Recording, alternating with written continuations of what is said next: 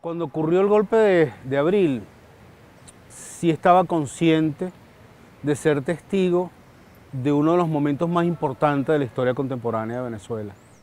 Yo creo que fueron los 2 días más intensos de televisión que yo he tenido en mi vida,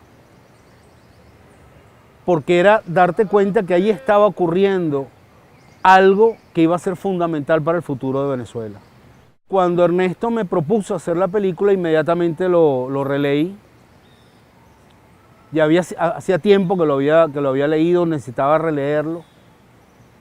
Encontré en Ernesto algo que me gustó mucho, que es la disposición a encontrar la verdad, incluso a no limitarse al libro, porque este es un hecho histórico tan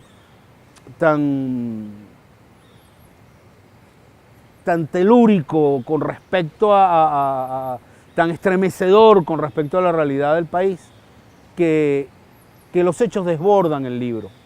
Mira, este era especialmente apasionante porque era algo que yo había visto, y apasionante además porque son personajes que están vivos, que están ahí. Cuando tú hablabas de un político, de un militar, de un empresario que hubiera estado envuelto en el golpe, ya sea a favor o en contra, o estás hablando de quienes estaban al frente del Estado en ese momento, estás hablando de personajes vivos. Entonces, mira, eso lo hacía muy interesante, pero además se agregaba algo que yo nunca había tenido, y era la posibilidad de hablar con el protagonista anónimo, si tú quieres.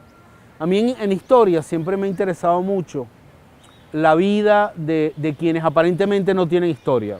Por ponerte un ejemplo, Azú o Jericó, Desnudo con Naranja, son películas que tienen que ver con personajes que están en la historia, pero que son ficción. Pero ¿qué ocurría aquí?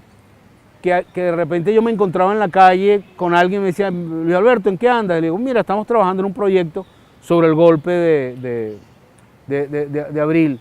Y de repente todo el mundo tenía la necesidad de contarte dónde estaba y qué había pasado.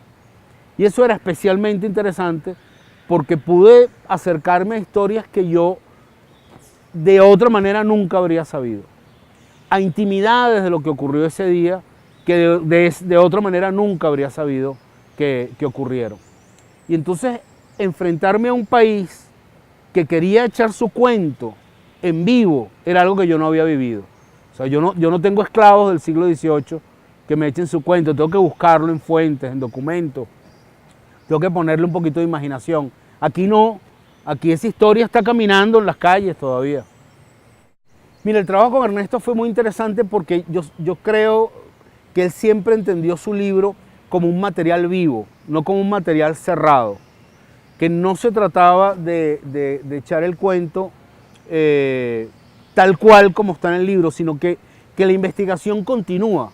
Es decir, yo creo que Abril es algo tan importante en nuestra historia que cada generación va a tener que revisarlo de alguna manera. Yo estoy seguro que va a ser una película muy polémica, y eso es interesante y eso es importante, porque cada quien tendrá su propia visión de cómo fueron las cosas, ¿no? Y en la medida que tuve la oportunidad de leer material sobre el golpe de abril, de distintas miradas, y sobre todo el material de prensa y todo lo que pude y lo que pudimos investigar, porque es un trabajo colectivo muy intenso, tú sientes que está enfrentada la verdad y la mentira. Y esa decisión de qué es verdad y qué es mentira, en última instancia, estará en manos del espectador. A mí de ese día me impactó mucho la lealtad de un pueblo a un proyecto popular. Incluso de parte de quienes por alguna razón habían sido tibios con respecto a la revolución que se estaba abriendo camino. Esa marea espontánea en defensa de un gobierno democrático escogido por una vía absolutamente incuestionable, a mí me llama mucho la atención, porque sentí que se echó a la calle una cantidad de gente que no se había planteado echarse a la calle. Yo eso lo valoro.